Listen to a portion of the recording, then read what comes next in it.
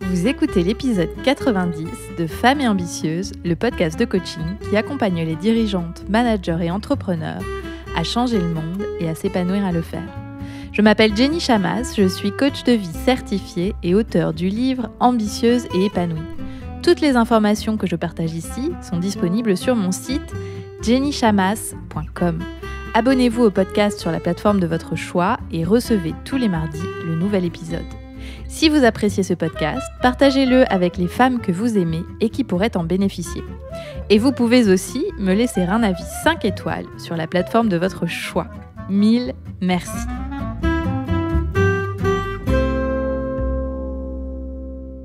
J'espère que vous allez bien, que le déconfinement se passe au mieux pour vous et que vous vous ajustez à cette nouvelle vie que nous découvrons tous. Cette semaine, avant de rentrer dans le vif du sujet du podcast, je voudrais vous faire part d'une super nouvelle. Le lancement de mon nouveau site www.jennychamas.com.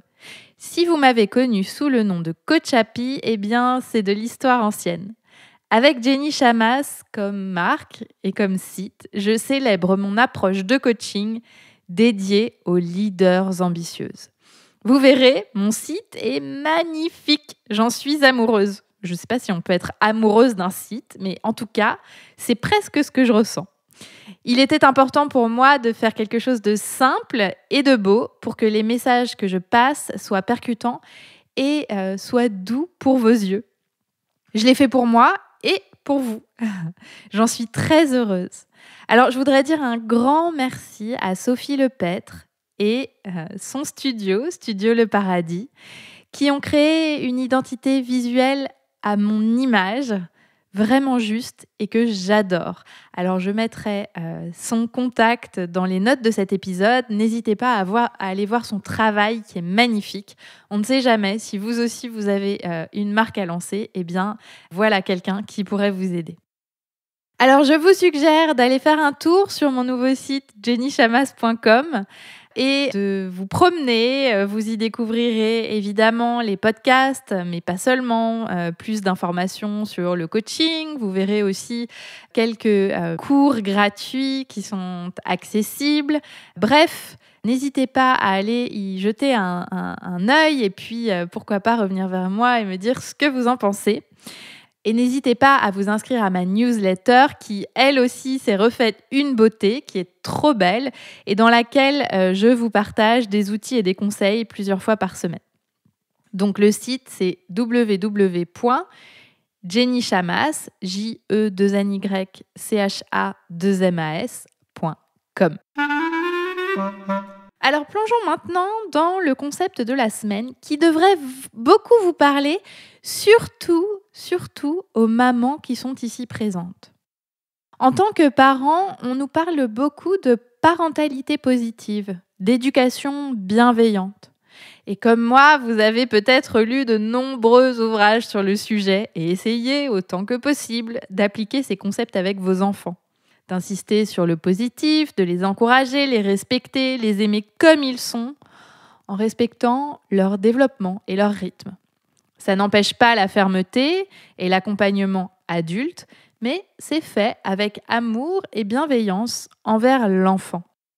Les efforts que nous sommes prêtes à faire pour nos trésors, l'amour inconditionnel dont on fait preuve, la compassion qu'on a à leur égard, même s'ils mettent parfois nos nerfs à rude épreuve, sont superbes et montrent de quoi nous sommes capables pour que nos enfants soient épanouis, se développent à leur rythme et aient une bonne compréhension du monde et de la socialisation. Mais ce n'est pas de vos enfants dont je veux parler aujourd'hui. Aujourd'hui, j'aimerais vous encourager à utiliser ces mêmes principes, ceux de la parentalité positive, dans votre relation avec vous-même. Je vous propose l'auto-parentalité positive. Si c'est le terreau de l'épanouissement et de l'apprentissage pour nos enfants, je pense qu'il en est de même avec nous. Pourquoi ? Eh bien, je constate chez les leaders ambitieuses et perfectionnistes qu'elles aimeraient trouver la solution à tous leurs problèmes immédiatement, pour se sentir mieux, pour pouvoir se satisfaire d'elle-même. Elle voudrait savoir comment on fait pour mieux s'affirmer en réunion, comment on fait pour faire des feedbacks parfaits et ne pas blesser la personne d'en face, comment on fait pour prendre la bonne décision. C'était comme s'il y avait quelque part une formule magique, une réponse parfaite à trouver qui répondrait à la question du comment faire et qu'en appliquant la bonne formule, elle pourrait y arriver. Et cet empressement à trouver la formule magique existe parce qu'elles n'acceptent pas là où elles en sont. Elles se sentent nulles et ou coupables de ne pas oser s'affirmer davantage, par exemple au CODIR. Elles ont honte de ne pas être la leader qu'elles rêvent, alors elles veulent vite que ça change. Et le problème, c'est que quand on veut changer à tout prix, cela se fait souvent dans la lutte envers soi-même, dans la souffrance. Il faut se faire violence. Alors c'est douloureux, et puis surtout ça ne fonctionne pas à long terme, parce qu'on a l'impression que c'est contre nature. Alors finalement, on ne trouve pas vraiment la bonne réponse à comment faire pour changer. La seule raison pour laquelle vous êtes peut-être confronté vous-même à cette difficulté, c'est parce que vous n'acceptez pas là où vous en êtes maintenant en tant que leader. Tout le jugement négatif que vous portez sur vous-même vous retient de progresser. Si vous avez lu des livres sur la parentalité positive, vous savez que quand on dit à un enfant qu'il est méchant, qu'il est bête, qu'il n'est pas bon à ci ou à ça, il s'identifie ensuite de cette façon et reproduit les mêmes erreurs. Ce que la parentalité positive suggère, à l'inverse, c'est de se focaliser sur l'effort et la progression plutôt que sur le résultat. Et de le faire avec amour et bienveillance, quel que soit le rythme de l'enfant et quels que soient ses résultats. Car plus il se sent encouragé, plus il aura de facilité à croire qu'il peut progresser et qu'il peut y arriver. Or, vous le savez, nos pensées créent notre réalité. Donc, quand l'enfant croit qu'il peut y arriver, cela le met dans de bonnes conditions pour y arriver. C'est exactement pareil pour vous. Si vous vous jugez, vous vous autocritiquez et portez un regard négatif sur vous, cela ne vous aide pas à changer, bien au contraire. Parce que tout ce que vous faites d'imparfait à vos yeux est une raison de plus qui prouve que vous n'êtes pas parfaite et qu'il faut changer.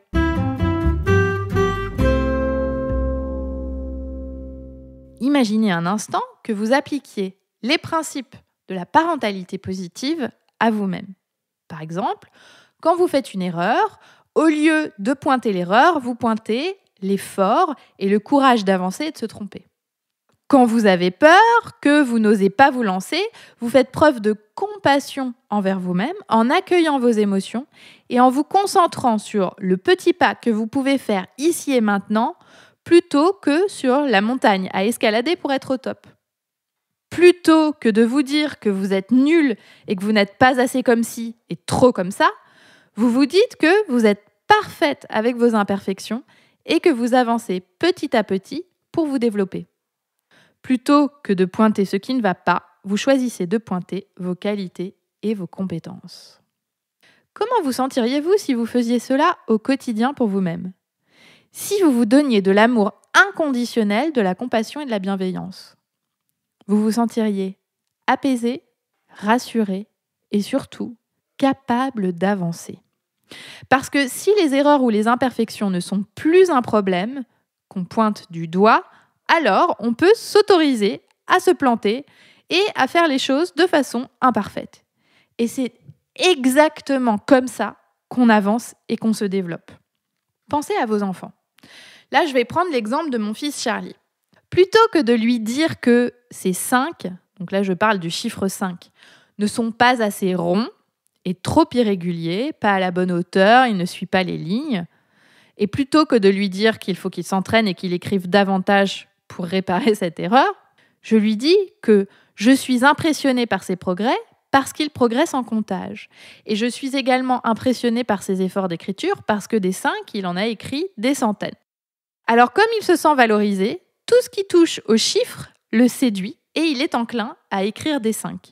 Et moi je sais que plus il s'entraîne et plus il va s'améliorer. Donc je lui donne la possibilité de voir l'écriture des 5 comme un plaisir plutôt que comme une corvée dans laquelle il a peur de se tromper. C'est exactement pareil pour les adultes et ça peut marcher avec vous-même. Par exemple, vous avez parlé au CODIR pour donner une opinion divergentes. C'était la première fois. C'était brouillon et avec une voix chevrotante et les joues un peu rougies. Vous pouvez choisir de vous focaliser là-dessus en vous disant « Oh, j'avais les joues rouges, j'avais une voix chevrotante, c'était brouillon ». Et la prochaine fois, il est probable que vous n'osiez pas parler par peur de recommencer. Ou alors, vous pouvez vous choisir de vous dire que vous avez osé, que pour la première fois, vous avez pris la parole au codir, qui plus est, pour donner une opinion divergente. Et vous pouvez vous sentir fier de ce succès. La prochaine fois, vous oserez peut-être dire 2 phrases, ou alors vous n'en direz qu'une, mais vous vous sentirez un peu plus confiante et donc vous rougirez moins. Et c'est vraiment comme ça que vous allez développer votre leadership, que vous allez progresser. C'est dans l'autoparentalité positive. Autorisez-vous l'imperfection. Autorisez-vous le développement à votre rythme. Autorisez-vous vos failles et vos forces. Aimez tout ça de vous parce que c'est ce qui fait de vous qui vous êtes aujourd'hui. Quoi que vous fassiez, qui que vous soyez, vous êtes 100% valable. Votre valeur intrinsèque en tant qu'être humain est toujours à 100%, que vous preniez ou non la parole au codir. C'est comme pour votre enfant. Vous l'aimez inconditionnellement, qu'il réussisse ou qu'il soit sur le chemin. Il est une personne à 100% valable. Des 5 qui sont bien écrits et ronds ou pas. À partir du moment où vous penserez cela de vous-même, que vous êtes valable quoi qu'il arrive, que vous vous aimez dans les succès et dans les échecs, alors vous n'aurez plus peur d'avancer vers le prochain objectif ambitieux. Parce que l'amour que vous vous portez ne sera plus conditionné à votre succès. Et nous avons tous un grand besoin d'amour. Quoi de mieux que notre amour propre ? C'est par là que ça commence. Cet amour qu'on peut se donner à soi-même, il est disponible tout le temps, sans limite et sans besoin de validation des autres. Exactement comme l'amour qu'on porte aux enfants.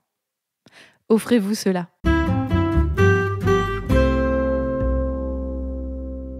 Alors, comme exercice d'application cette semaine, je vous propose que dès que vous entendrez le petit perroquet dans votre tête, celui qui vous juge à tout va, qui vous dit que vous êtes une leader pas assez comme ci ou trop comme ça, rappelez-vous de vous aimer.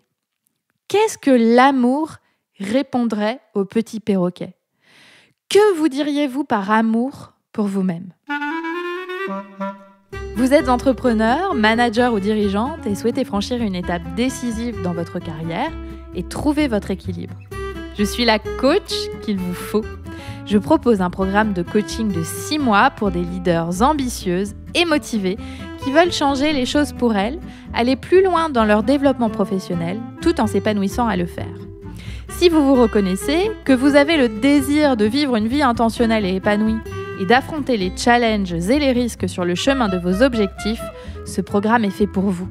Pour en bénéficier, vous pouvez cliquer sur le lien dans les notes de cet épisode ou vous rendre directement sur mon nouveau site et magnifique site www.jennychamas.com et cliquer sur « Travailler avec Jenny ».